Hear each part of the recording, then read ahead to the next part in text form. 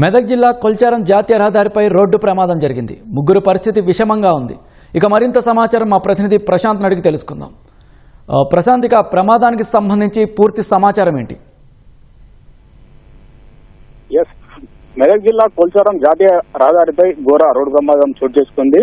అక్కడ బస్సులో RTC luxury bus, అందులో 40 మంది సుమారు ప్రయాణికులతో వెళ్తుండగా కొల్చారం రహదారి వద్ద ఒక లారీని ఓవర్టేక్ చేస్తున్న క్రమంలో లారీ వెనక భాగానికి బస్సు ముందు భాగం ఢీకొట్టడంతో ప్రమాదం జరిగింది.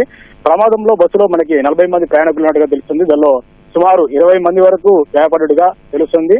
డ్రైవర్ తో పాటు మరో 2 తీవ్రంగా గాయపడడంతో వారిని మెదక్లోని ఆసుపత్రికి తరలించినట్టుగా తెలుస్తుంది. ఈ bus Bodhan depot bus Hyderabad నుంచి బోధన్కి వెళ్తుండగా ప్రమాదం జరిగినట్టుగా మనకు తెలుస్తుంది.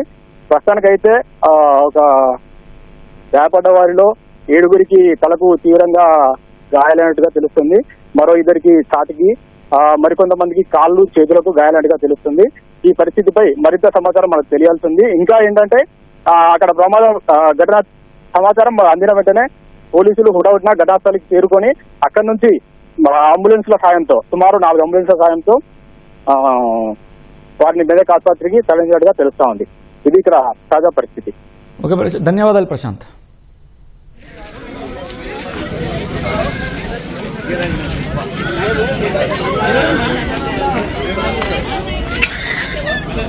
పాప దాకిందా దెబ్బ?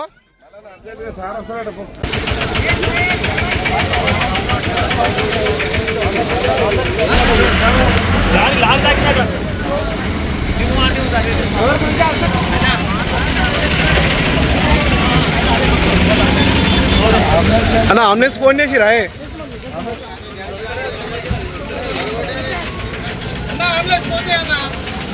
చేసినాం